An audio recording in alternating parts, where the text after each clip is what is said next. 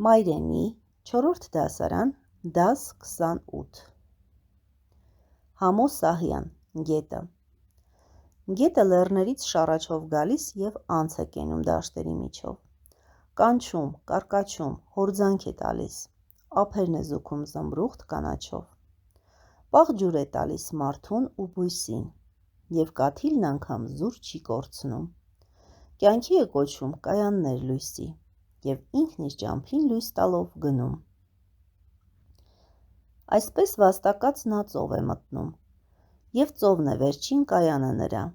բայց ծովի մեջ էլ հանգիստ չի գտնում, նավեր է պահում իր կրծքի վրա։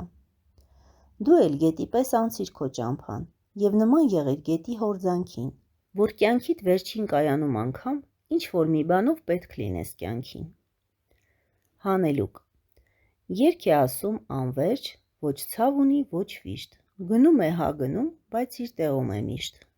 Գետը ուղղագրական բառերն են հորձանք, զմրուխտ, կուրծք։ Բառերի գանձատուփ Հորձանք նշանակում է ջրերի հորդ հոսանք, իսկ հորձանք տալ բարձր ու մեծ ալիք բարձրացնել։ Հորձանք գոյականին տալը ինչ իմաստ է հաղորդում։ Հաղորդում է գործողության իմաստ։ Զմրուխտը կանաչ գույնի թանկարժեք քար է։ Զմրուխտ բառն ինչ է նշանակում։ Զմրուխտ դաշտեր բառակապակցության մեջ։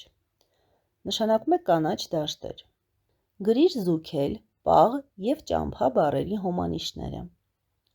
Զուգել զարդարել, պաղ սառը, ճամփա ճանապարհ։ Գրիր գալ, մտնել, կորցնել և տալ բայերի հականիշները։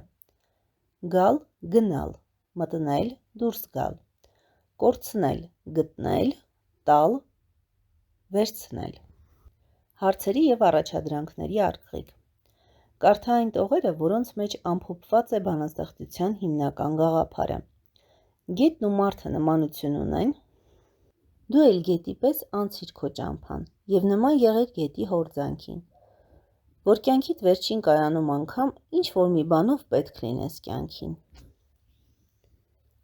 Գետն ու մարդը նմանություն ունեն, արտաքնապես նմանություն չունեն,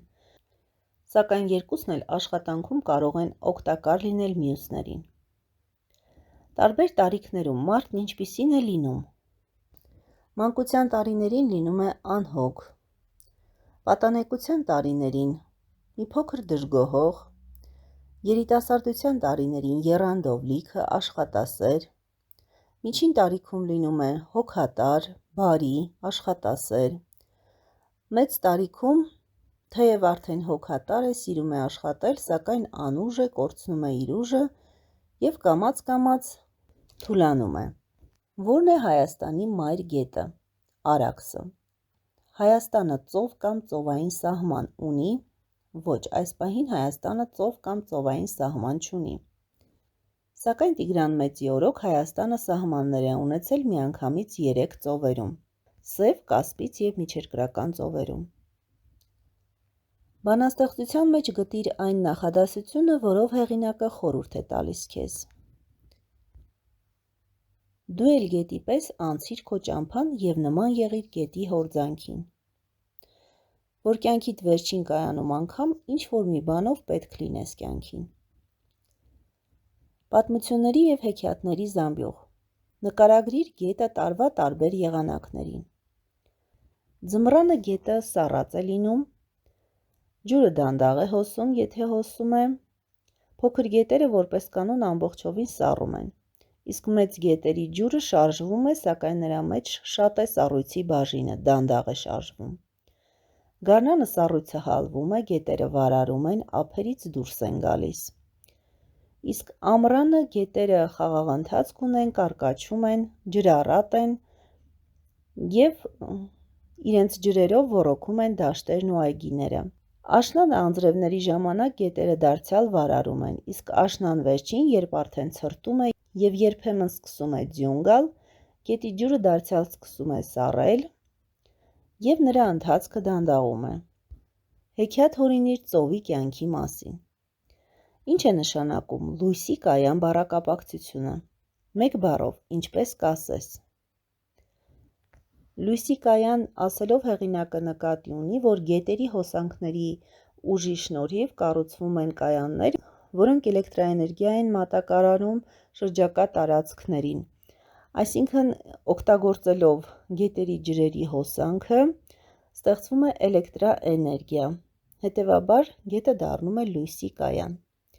Խնդրում եմ բացատրես, թե այսպես վաստակած նա ծով է մտնում նախադասության մեջ, ինչ է նշանակում վաստակած բառը։ Գիտես, երկու վաստակ էլ կա, մեկը նշանակում է աշխատանքով փող ձեռք բերել, ստանալ։ Գործարարը մեծ գումար վաստակեց, իսկ մյուսը աշխատել, չարչարվել, հոգնել։ Քո օրինակում այս իմաստն է։